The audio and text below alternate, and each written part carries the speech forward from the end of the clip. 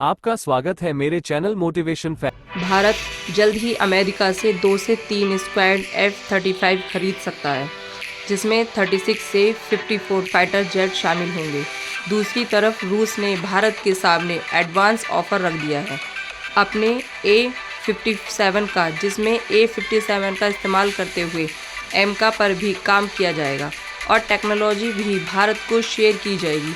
वहीं तुर्की अमेरिका से नाराज़ होता हुआ दिखाई दे रहा है, क्योंकि अमेरिका ने तुर्की को F-35 प्रोग्राम से बाहर कर दिया था। भारत के दिग्गज manufacturing and construction company L&T अब एक नए गन सिस्टम को डेवलप करने जा रही है। आइए आज के इस वीडियो में सारी इम्पोर्टेंट अपडेट डिटेल्स में आपको बताते हैं। यदि आपको हमारी न्यूज़ सीरीज़ पसंद आए तो आज के इस वीडियो को लाइक करें, चैनल को सब्सक्राइब करें। तो सबसे पहले F-35 से आ रही अपडेट बात की जाए तो आप जानते होंगे कि आज भारत को एक 5th जनरेशन फाइटर जेट की ज़रूरत है। अब ऐसे में अमेरिका का F-35 के चांसेस बहुत ज़्यादा हैं। भारत इसकी तरफ जा सकता है, क्योंकि अब अमेरिका के साथ ऑफिशियल नेगोशिएशन स्टार्ट किए जा रहे हैं। ट्रंप ने तो ऑलरेडी अनाउंस कर दिया है कि वह भारत को F-35 बेचेंगे। अब भारत पर डिपेंड करता है कि हम किस लेवल पर जाकर कि नेगोशिएशन करते हैं। इस फाइटर जेट को खरीदने के लिए फ़िलहाल के लिए यहाँ पर F-35 lightning 2 style fighter jet को शामिल किया जा रहा है, लेकिन यह डील किसी प्राइवेट कंपनी के साथ नहीं है, बल्कि G2G से हम गवर्नमेंट टू गवर्नमेंट करते हैं।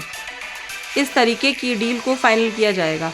जब भी गवर्नमेंट टू गवर्नमेंट किसी भी डिफेंस सेक्टर में डील साइन की जाती है तो इसमें नेगोशिएशंस बड़े स्केल पर किया जा सकते हैं, और जो डिफेंस प्रोडक्ट का एक्चुअल प्राइस है इससे काफ़ी कम पर चीज़ें खरीदने को मिलती हैं। इसका सेम एग्जाम्पल हमने फ्रांस से खरीदे राफेल में देखे हैं। अब रिपोर्ट्स के मुताबिक भारत 2 से 3 स्क्वाड यहाँ पर F-35 के शामिल कर सकता है, यानी कि एक स्क्वाड के मुताबिक 26 से 54 फाइटर जेट शामिल किए जाएंगे।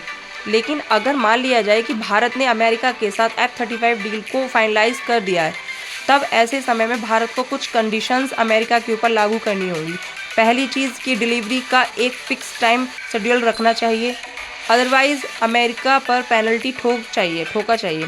कहा तो यह भी जा रहा है कि अगर यह डील फाइनल होती है तो 2029 से भारत में इसकी डिलीवरी शुरू हो जाएगी, और अगर आज की तारीख में भी F-35 को लेकर के हम डील साइन कर लेते हैं, तब भी इसकी डिलीवरी में 3 से 4 या फिर कहें 5 सालों का वक्त लग सकता है।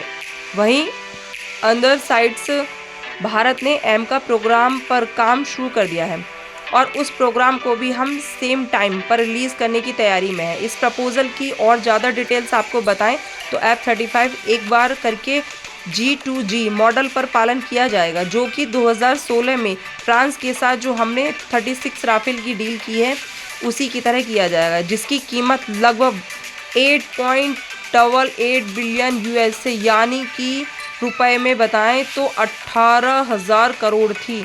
लेकिन चैलेंज वही भारत के सामने आकर के फंसता है कि कुछ समय पहले अमेरिका ने कई और देशों के साथ F-35 को बेचा है, और उसमें भी बहुत ज़्यादा बैकलॉग देखने को मिलता है, जिसकी डिलीवरी को लेकर के हमें एक समय सीमा निश्चित करनी होगी। इसकी डिलीवरी को लेकर के F-35 कई महीनों में महंगा है रशिया से आने वाले A-57 के कंपैरिजन में, बिकॉज इसकी ऑफर प्रोजेक्शन कॉस्ट बहुत ज़्यादा है। और ऐसा भी नहीं है कि इस फाइटर जेट को डायरेक्टली हम अमेरिका से ख़रीदने का इस्तेमाल कर देंगे। जिस असेंबलिंग लाइन या फिर जिस कंडीशन के हिसाब से अमेरिका ने इस फाइटर जेट को डिज़ाइन किया है, ऑब्वियसली सी बात है कि भारत के अंदर इस फाइटर जेट को इस्तेमाल करने के लिए हमें इनमें बहुत सारे कस्टमाइजेशंस कराने पड़ेंगे। इसके लिए ज़्यादा प्राइस लग सकता है। अभी इस फाइटर जेट की कीमत 100 से 115 मिलियन यूएस डॉलर के आसपास जा रही है, तो कस्टमाइजेशन के बाद यह 130 मिलियन डॉलर तक को टच कर सकता है। एंड ऑपरेशंस कॉस्ट में maintenance, parts and components, repairing, इन सब में बहुत ज़्यादा खर्चा हो जाएगा। ओवरऑल अगर मान कर के चला जाए तो करीब 150 मिलियन डॉलर के आसपास इसकी कॉस्ट पहुंच जाएगी, जो कि भारत के एमका प्रोग्राम से भी महंगा है, क्योंकि एमका प्रोग्राम को हम सिर्फ 110 मिलियन यूएसए डॉलर के आसपास तैयार करेंगे। और दूसरी तरफ भारत के लिए चैलेंज ये भी हो सकता है कि आज हम रशिया के बहुत सारे डिफेंस इक्विपमेंट्स अपने देश में इस्तेमाल करते हैं, तो कहीं उनका इंटीग्रेशन इसके साथ करने में दिक्कत ना आ जाए, और यह भी भारत के लिए एक बड़ी समस्या बन सकती है। बाकी आपका इस बात का क्या मानना है? भारत को अमेरिका से फाइटर जेट लेना चाहिए या फिर नहीं? कमेंट से अपना ओपिनियन ज़रूर दीजिएगा।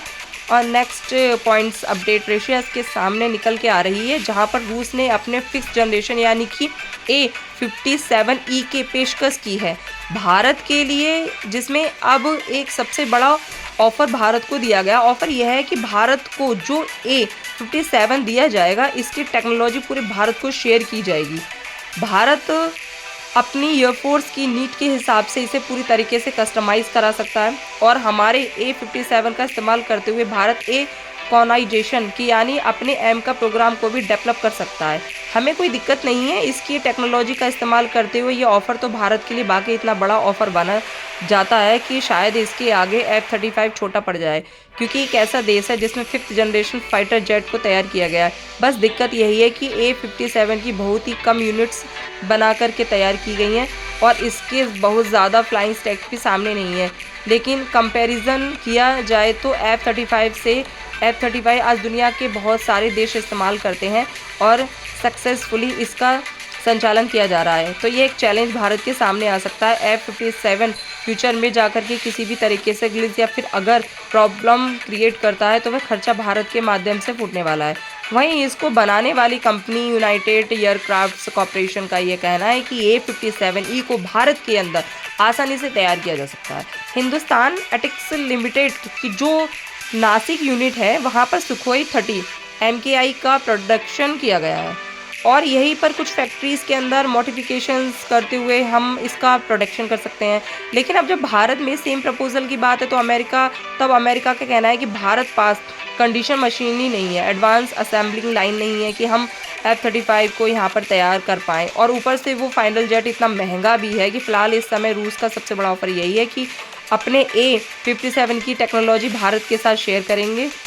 अब इसमें कितने परसेंटेज टेक्नोलॉजी शेयर की जाएगी इसकी डिटेल्स पब्लिक में अवेलेबल नहीं है, बट इसकी टेक्नोलॉजीज़ का इस्तेमाल करते हुए कहा गया है कि भारत अपने एमका का प्रयोग करने को तैयार कर सकता है।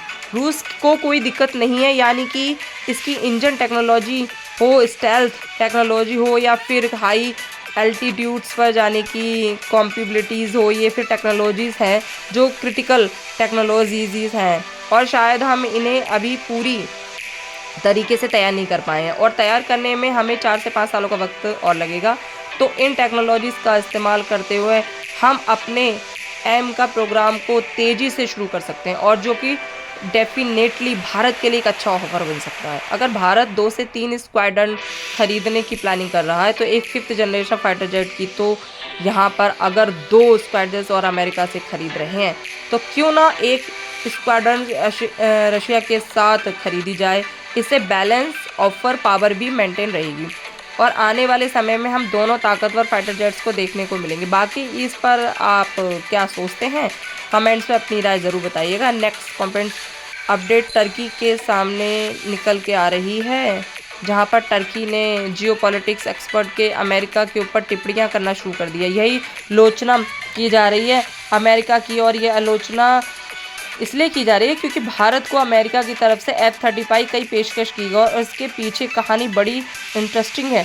कुछ समय पहले टर्की को इसी फाइनल जेट प्रोग्राम से बाहर किया गया था क्योंकि टर्की ने रशिया के इस 400A डिफेंस सिस्टम खरीदा था।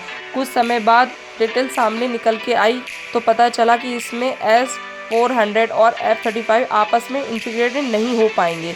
इसके अलावा कोई टेक्नोलॉजीज़ हैं जो कि एक दूसरे के देशों को उसको सीक्रेट पता चल सकते हैं सिर्फ इन 2 डिफेंस इक्विपमेंट का इस्तेमाल करते हुए। लेकिन यह तो कुछ लॉजिकल रीजन्स या लॉजिकल जियोपॉलिटिकल्स रीजन्स नहीं थे कि टर्की के जो अमेरिका के साथ मिलकर अभी तक काम कर रहा था, उसने अचानक से रूस के साथ अपनी दोस्ती बढ़ा ली, और इसी गुस्से में आकर ही टर्की ने F-35 प्रोग्राम से बाहर कर गया। तो लगाने की बात यही है कि F-35 प्रोग्राम टर्की को 5th जनरेशन फाइटर जेट चाह रहा था, उसे नहीं मिल पाया। लेकिन भारत के पास भी S-400 है और कुछ S-400 भारत खरीदने वाला है। रशिया से तो आखिर अमेरिका अपने F-35 भारत को क्यों दे रहा है? बस डिबेट सिर्फ इतने से मुद्दे पर है। बाकी टर्की भी पीछे नहीं रहा है। टर्की ने दुनिया पर की टेक्नोलॉजीज़ को ऑब्जर्व करते हुए भारत अपने आप को खुद फाइटर जेट को तैयार कर लिया। टर्की के पास 5th जनरेशन फाइटर जेट है जिसका नाम है टाई एक कॉन, और इसे F-35 F-57 के कंपटीशन में ही उतारा गया है। बाकी इस पर आपका क्या सोचना है कमेंट्स में ज़रूर बताइए, और अगर आपको हमारी वीडियो अच्छी लगी हो तो प्लीज़ हमारे चैनल को सब्सक्राइब कीजिए। वंदे मातरम, जय माता दी।